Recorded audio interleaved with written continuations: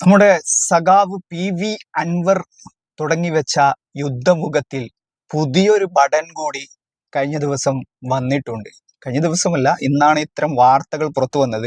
ഈ യുദ്ധഭൂമിയിൽ പുതിയൊരു ബടൻ കൂടി കളത്തിലിറങ്ങിയിട്ടുണ്ട് എന്നാണ് മനസ്സിലാക്കാൻ കഴിയുന്നത്.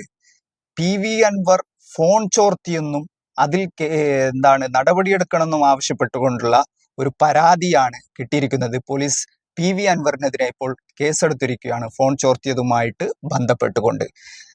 ആദ്യം ഈ പരാതി നൽകിയ ആളെ നമുക്കൊന്ന് പരിചയപ്പെടാം. ആൾക്ക് എന്ത് പറയാനുണ്ട് എന്ന് നോക്കാം. പരാതി കൊടുത്തത്, പരാതിയിൽ എന്തൊക്കെയാണ് പറയുന്നത്? PV അൻവർ പൊതുപ്രവർത്തനം എന്നുള്ള നിലയിൽ ചെയ്തിരിക്കുന്ന പ്രവൃത്തി ഒരിക്കലും അംഗീകരിക്കാൻ പറ്റുന്ന കാര്യമല്ല. ഒരു പൊതുപ്രവർത്തനം ചേർന്ന പണിയല്ല ഫോൺ ചോർത്തുക എന്നത്. മറ്റൊരാളിൻ്റെ ഫോൺ ചോർത്തുകയോ അത് രഹസ്യ സ്വഭാവമുള്ള കാര്യങ്ങളാണ്. വളരെ ഗുരുതരമായ തെറ്റാണെന്ന് എനിക്ക് ബോധ്യം വന്നതുകൊണ്ടാണ് ഞാൻ പറയുന്നത്. അതായത് എവിടെ നിന്നാണ് തെളിവ് എന്തെങ്കിലും ഹാജരാക്കിയിട്ടില്ല. പിന്നെ വാർത്താ മാധ്യമങ്ങളിൽ കണ്ടതേ ഉള്ളൂ. താങ്കൾ എന്തുകൊണ്ടാണ് ഇങ്ങനെ ഒരു പരാതിയുമായിട്ട് മുന്നോട്ട്? താങ്കൾക്ക് പിന്നെ ആരെങ്കിലും ഉണ്ടോ? താങ്കളുടെ രാഷ്ട്രീയം എന്തായിരുന്നു? ഒരു 12 വർഷം മുമ്പ് വരെ ഞാൻ കോൺഗ്രസ്സുകാരനായിരുന്നു. അതിനുശേഷം എനിക്ക് രാഷ്ട്രീയ പാർട്ടിയോടും അടുപ്പമില്ല, അകൽച്ചയില്ല. എന്തുകൊണ്ടാണ് പരാതി കൊടുക്കാൻ തീരുമാനിച്ചത്? പരാതികളെ ഒരു പൊതുപ്രവർത്തനം എന്നുള്ള നിലയിൽ മാന്യത വിട്ടുള്ള ഒരു പെരുമാറ്റമാണ് അങ്ങനെ ചെയ്തിരിക്കുന്നത്. രഹസ്യം ചോർത്താൻ ഉള്ള ജോലി അദ്ദേഹത്തിൻ്റെതല്ല. എന്തെങ്കിലും തെളിവ് ഹാജരാക്കാൻ കഴിഞ്ഞിട്ടുണ്ടോ, അതോ മാധ്യമങ്ങളിൽ കണ്ട അറിവ് മാത്രം കൊണ്ടാണോ ഇത്തരം ഒരു പരാതി നൽകിയത്? മാധ്യമങ്ങളിൽ കണ്ട അറിവ് കൊണ്ട് മാത്രമാണ് കൊടുത്തത്. കഴിഞ്ഞ 5-ാം തീയതിയാണ് പരാതി നൽകിയത്. കേസെടുക്കാൻ വൈകിയെന്നൊരു വിചാരമുണ്ടോ, അല്ലെങ്കിൽ ഈ പോലീസ് അന്വേഷണത്തിൽ വിശ്വാസമുണ്ടോ? പോലീസ് അന്വേഷണം ഇങ്ങനൊരു സംഭവം ഉണ്ടായതുകൊണ്ട് ഞാൻ അത് സംബന്ധിച്ച് അധികാരികളുടെ ശ്രദ്ധയിൽപ്പെടുത്തിയത്. പിന്നെ അതിൻ്റെ തുടർ നടപടി നടത്തുക എന്നുള്ളത് അവരുടെ ജോലിയാണ്. 5-ാം തീയതിയാണല്ലോ പരാതി. 5-ാം തീയതിയാണ് പരാതി നൽകിയത്, ഇമെയിൽ മുഖാന്തരം. അതെ. ഈ പരാതിക്ക് പിന്നിൽ ആരെങ്കിലും, ചേട്ടന്റെ പിന്നിൽ ആരെങ്കിലും ഉണ്ടോ, അതോ ചേട്ടന്റെ സ്വന്തം ഇഷ്ടപ്രകാരം കൊടുത്താണോ? സ്വന്തം ആരും പിന്നെ പരാതിയുടെ പിന്നിൽ വേറെ ആരുമില്ല, ഞാൻ മാത്രമേ ഉള്ളൂ. ഈ തെളിവ് ഹാജരാക്കാൻ എന്തെങ്കിലും കയ്യിൽ തെളിവുകൾ എന്തെങ്കിലും ഉണ്ടോ, അതോ പത്രവാർത്തകൾ മാത്രമേ ഉള്ളൂ? അതിൽ ഈ അന്ന് അദ്ദേഹം മാധ്യമങ്ങളോട് പറഞ്ഞത് എനിക്ക് ഫോൺ ചോർത്തേണ്ടി വന്നു എന്നൊക്കെ പറഞ്ഞ് അദ്ദേഹം ഒരു ക്ലാരിഫിക്കേഷൻ വരുത്തിയിട്ടുണ്ടായിരുന്നു. അതായത് തന്നെ വിളിച്ച ആളുകളുടെ ഫോൺ, വാട്സാപ്പ് കോള് മറ്റൊരു ഫോൺ ഉപയോഗിച്ച് ഞാൻ റെക്കോർഡ് ചെയ്തു എന്നതാണ് ഉദ്ദേശിച്ചതെന്ന് അദ്ദേഹം പറഞ്ഞിട്ടുണ്ടായിരുന്നു. അത് കണ്ടിട്ട് ശ്രദ്ധയിൽപ്പെട്ടിട്ടുണ്ടായിരുന്നു? ഇല്ല, ശ്രദ്ധയിൽപ്പെട്ടിട്ടില്ല. ആദ്യമേ ഫസ്റ്റ് പുള്ളി പറഞ്ഞത് ഫോൺ ചോർത്തിന്ന് തന്നെയാണ്.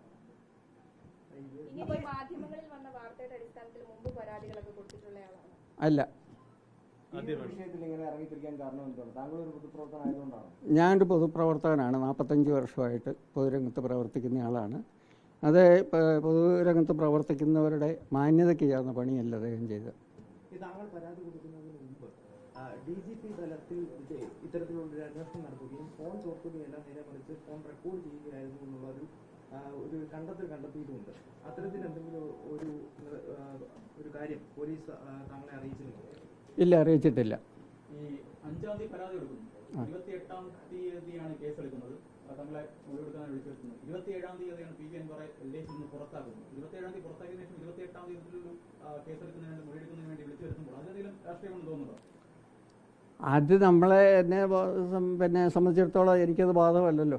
അത് അവർ രാഷ്ട്രീയം ഇല്ലില്ല, അതിനകത്ത് രാഷ്ട്രീയം കാണേണ്ട കാര്യമില്ല. ഞാൻ കൊടുത്തിരിക്കുന്നത് പിന്നെ യഥാർത്ഥത്തിലുള്ള പരാതിയാണ്.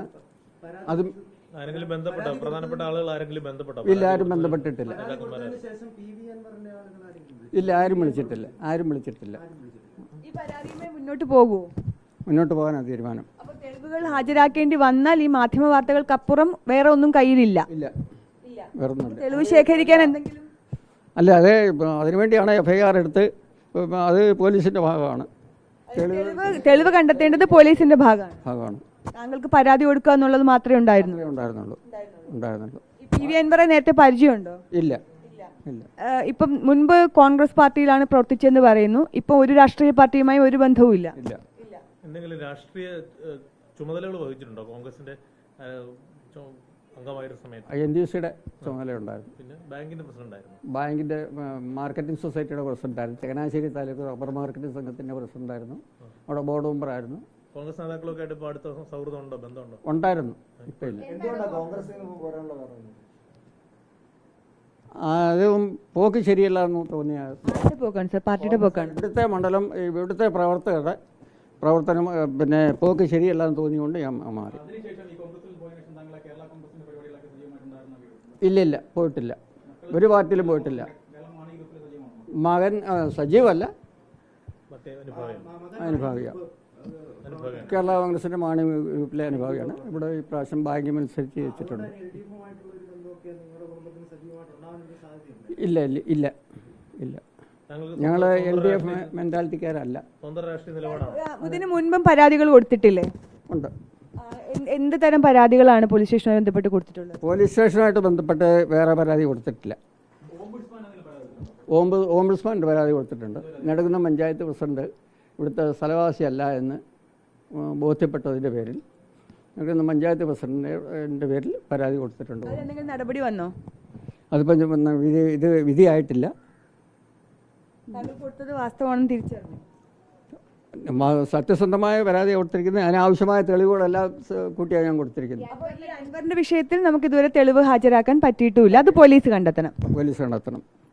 ഈ ഒരു അൻവറിന്റെ കേസ് എന്ന് പറയുന്നത് മലപ്പുറത്ത് ഉള്ള ഒരു ജനപ്രതിനിധി അവിടുത്തെ പോലീസിനെതിരെ ഒരു പരാതിയാണ് കൊടുത്തിരിക്കുന്നത്. അപ്പം സ്വാഭാവികമായിട്ടും കോട്ടയം സ്വദേശി ഒരു പരാതി കോട്ടയം കറുകച്ചാൽ പോലീസ് സ്റ്റേഷനിൽ കൊടുക്കുന്നു. അതിന്റെ ഒരു ചേതോവികാരം എന്താണ് അതൊന്നറിയാൻ? തെറ്റ് കണ്ടാൽ അതിനോട് പ്രതികരിക്കുക എന്നത് ഒരു പൗരൻ എന്നുള്ള നിലയിൽ എൻ്റെ കടമയാണ്. അത് ചെയ്തു.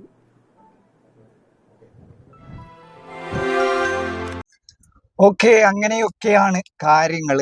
തോമസ് എന്നുള്ള കോട്ടയം ജില്ലക്കാരനായ കുറവച്ചാൽ പോലീസ് സ്റ്റേഷൻ പരിധിയിലാണ് ഈ കേസ് രജിസ്റ്റർ ചെയ്തിരിക്കുന്നത്. ഇദ്ദേഹം കഴിഞ്ഞ മാസം PV അൻവർ വാർത്താ സമ്മേളനം നടത്തി പറഞ്ഞിട്ടുള്ള ചില കാര്യങ്ങളിൽ അതിൽ അൻവർ ഫോൺ ചോർത്തി എന്ന് പറഞ്ഞു എന്നുള്ള രീതി കണ്ടു. അതുകൊണ്ട് പൊതുപ്രവർത്തകൻ ഒരിക്കലും ചെയ്യാൻ പാടില്ലാത്ത കാര്യം ഒരു പൗരൻ എന്ന നിലയിൽ ബോധ്യപ്പെട്ടത് കൊണ്ട് ഇദ്ദേഹം പരാതിയുമായിട്ട് നമ്മുടെ തോമസ് ഏട്ടൻ മുമ്പോട്ട് വരികയായിരുന്നു. അതിൽ രാഷ്ട്രീയമൊന്നുമില്ല. അൻവർ ഇപ്പോൾ LDF എന്ന് പുറത്തായതോ പിണറായിക്കെതിരെ രംഗത്ത് വന്നതോ അല്ലെങ്കിൽ ബാക്കിയുള്ള കാര്യങ്ങളോ ഒന്നുമില്ല. അദ്ദേഹത്തിന് എന്താണ് പൊതുപ്രവർത്തകൻ ചെയ്യാൻ പാടില്ലാത്ത കാര്യമാണ് ചെയ്തത് എന്നതുകൊണ്ടാണ് ഈ പരാതി നൽകിയിട്ടുള്ളത് എന്നാണ്. ഫോൺ ചോർത്തിയോ PV അൻവർ എന്നുള്ളത് അവിടെ വേറൊരു വിഷയമാണ്. PV അൻവറിനെ എങ്ങനെയാണ് ഫോൺ ചോർത്താൻ സാധിക്കുക എന്നുള്ളത്. കാരണം ഒരു ഫോൺ ചോർത്തണമെങ്കിൽ കൃത്യമായിട്ട് എന്തെങ്കിലും പെഗാസസ് പോലെയുള്ള സോഫ്റ്റ്വെയർ അത്തരം സംഗതികൾ വേണം. ഒരു സാധാ MLA നിലമ്പൂരുകാരനായ MLA ആയ PV അൻവറിന് ഇതൊക്കെ എങ്ങനെ സാധിക്കുമെന്ന് നമുക്ക് മനസ്സിലാകുന്നില്ല. ഏതായാലും പോലീസ് കേസ് രജിസ്റ്റർ ചെയ്തിട്ടുണ്ട്. പക്ഷേ കഴിഞ്ഞ മാസം 5-ാം തീയതി കൊടുത്ത പരാതിയിൽ കഴിഞ്ഞ ദിവസമാണ്, അതായത് ഈ മാസം 28-ാം തീയതിയാണ്. 22-ാം തീയതി LDF-ൽ നിന്ന് അൻവർ പുറത്തു പോയതിനു ശേഷം 28-ാം തീയതിയാണ് കേസെടുത്തിരിക്കുന്നത്. അന്ന് പരാതി നൽകിയ അന്ന് DGPക്ക് മെയിൽ ചെയ്തതാണെന്ന് ആദ്യം പറയുന്നു. ഇപ്പോൾ കറുകച്ചാൽ പോലീസ് സ്റ്റേഷനിൽ ഇതുമായിട്ട് ബന്ധപ്പെട്ടിട്ടുള്ള നിയമ നടപടികൾ തുടങ്ങുമെന്ന്. പക്ഷെ ഇദ്ദേഹത്തിന്റെ കയ്യിൽ തെളിവുകളൊന്നുമില്ല. എന്താണ് ഫോൺ ചോർത്തിയതുമായിട്ട് ബന്ധപ്പെട്ടുകൊണ്ട് കൊടുക്കാൻ വേണ്ടിയിട്ട് വാർത്തകളിലൊക്കെ അൻവർ ഇങ്ങനെ ചെയ്തു എന്ന് കണ്ടു. അദ്ദേഹം പരാതി കൊടുത്തു. പൊതുപ്രവർത്തകർ പാലിക്കേണ്ട ചട്ടങ്ങളും മാന്യതകളും ബാക്കിയുള്ള കാര്യങ്ങളും ഒക്കെ എല്ലാ സമയത്തും നോക്കുകയും നിരീക്ഷിക്കുകയും അത്തരം കാര്യങ്ങൾ ചെയ്തില്ലെങ്കിൽ പരാതിയൊക്കെ കൊടുക്കുന്ന ആളാണെന്ന് ചോദിച്ചപ്പോൾ അദ്ദേഹത്തിന് അതിനും ഉത്തരമൊന്നുമില്ല. അദ്ദേഹം പറയുന്നു ഞാൻ അത്തരം കാര്യങ്ങളിലൊന്നും ഇതിനു മുമ്പ് കൊടുത്തിട്ടില്ല. പക്ഷേ PV അൻവർ ഇപ്പൊ ചെയ്തത് എന്താണ്, ഒരു ജനപ്രതിനിധി എന്നുള്ള നിലയിൽ ഒരിക്കലും ചെയ്യാൻ പാടില്ലാത്ത വലിയൊരു കുറ്റകൃത്യമാണ്. പ്രത്യേകിച്ചും അൻവർ ചെയ്യാൻ പാടില്ലാത്ത പ്രധാനപ്പെട്ട ഒരു സംഗതി ചെയ്തു. അദ്ദേഹം കേരളത്തിൽ നടക്കുന്ന രാഷ്ട്രീയ ഇടപെടലുകളും പോലീസിന്റെ കൊള്ളരുതായ്മകളും ഇപ്പോൾ ഭരിക്കുന്ന ഭരണകൂടത്തിന്റെ കൊള്ളരുതായ്മകളും അതോടൊപ്പം തന്നെ ഈ ഒരു നെക്സസ്, രാഷ്ട്രീയത്തിൽ പ്രവർത്തിക്കുന്ന ഈ നെക്സസിനെ കുറിച്ചും പറഞ്ഞു. അത് അൻവർ ഒരിക്കലും പൊറുക്കാൻ പാടില്ലാത്ത തെറ്റായിട്ട് വ്യാഖ്യാനിക്കപ്പെടാവുന്നതാണ്.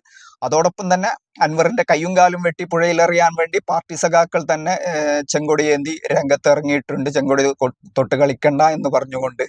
അപ്പോ അതൊക്കെയാണ് കാര്യങ്ങൾ. അങ്ങനെയൊക്കെയാണ് യഥാർത്ഥത്തിൽ ഈ പ്രശ്നം എന്നുള്ളത് ഇപ്പോഴേ PV അൻവർ എന്നുള്ള വ്യക്തിയിലേക്ക് ചുരുങ്ങുന്ന ഒരു രീതിയിലേക്ക് മാറിയിട്ടുണ്ട്.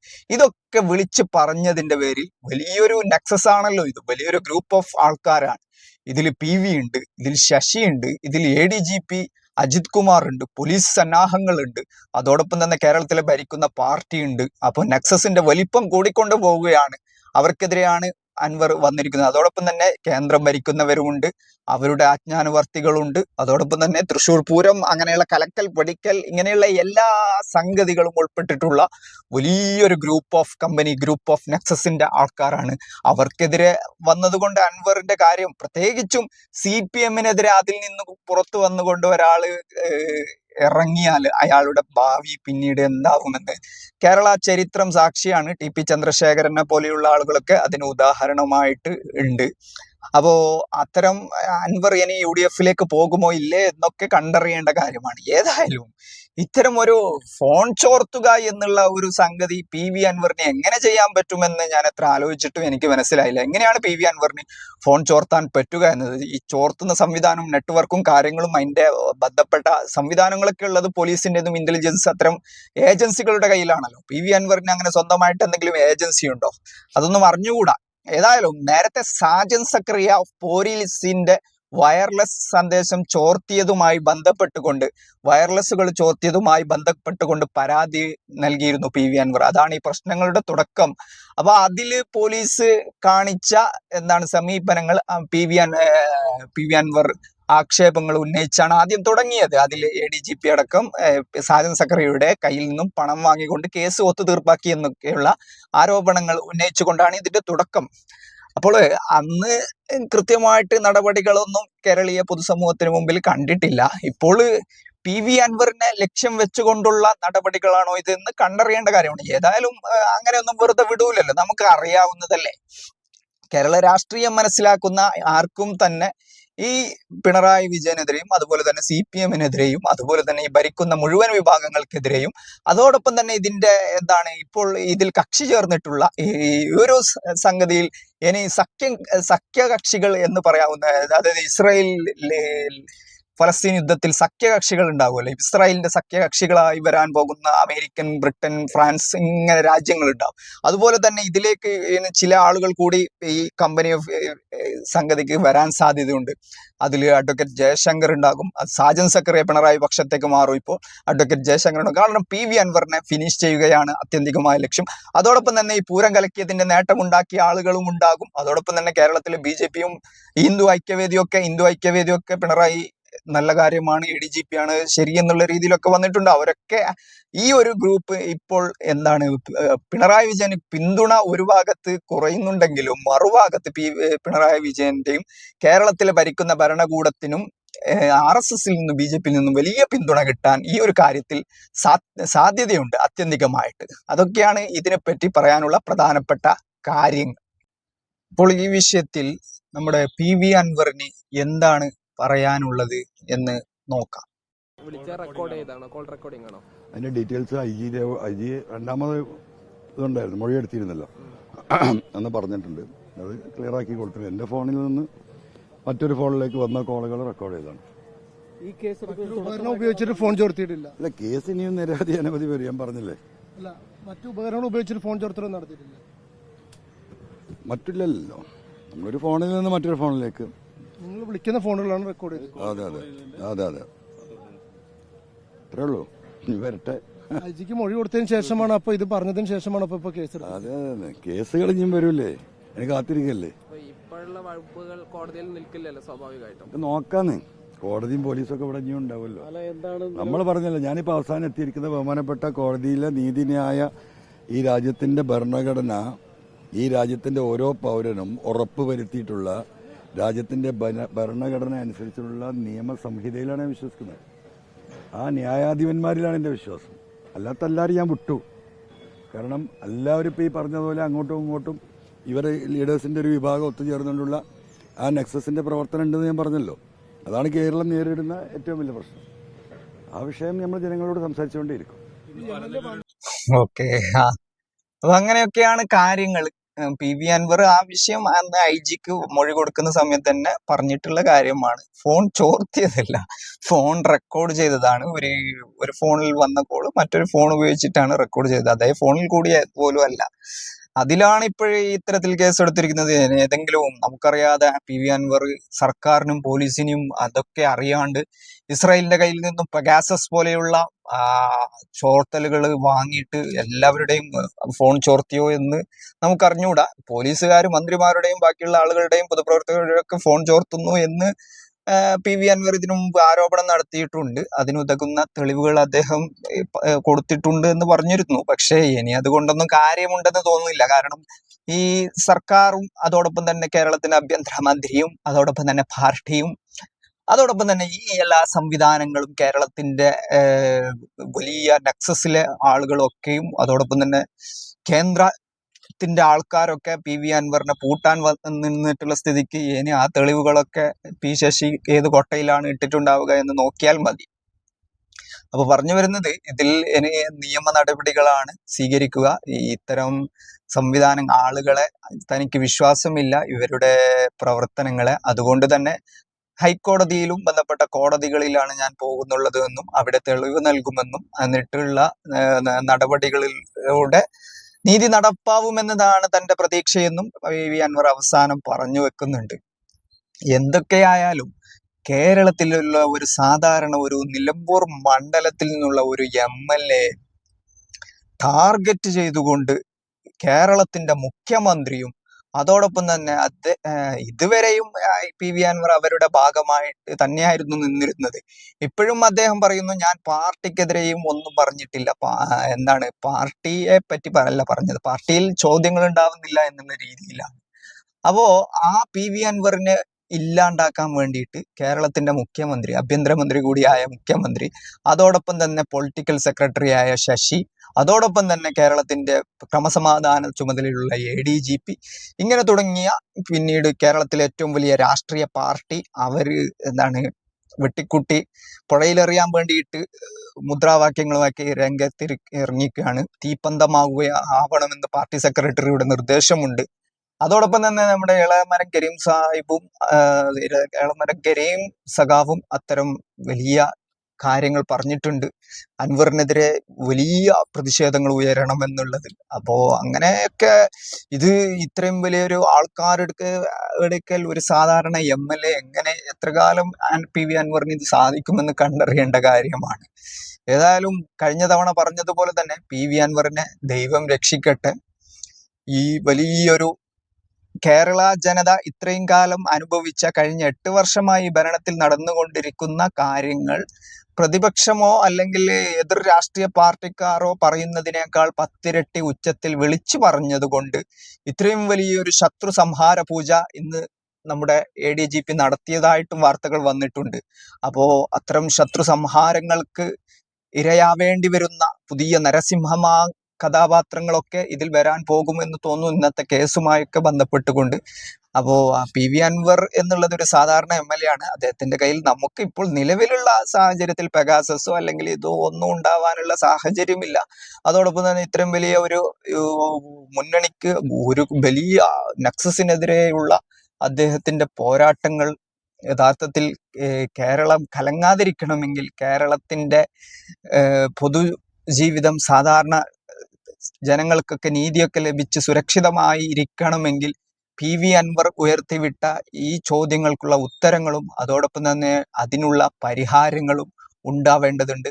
അത് ഉണ്ടാവട്ടെ എന്ന് നമുക്ക് പ്രാർത്ഥിക്കാം.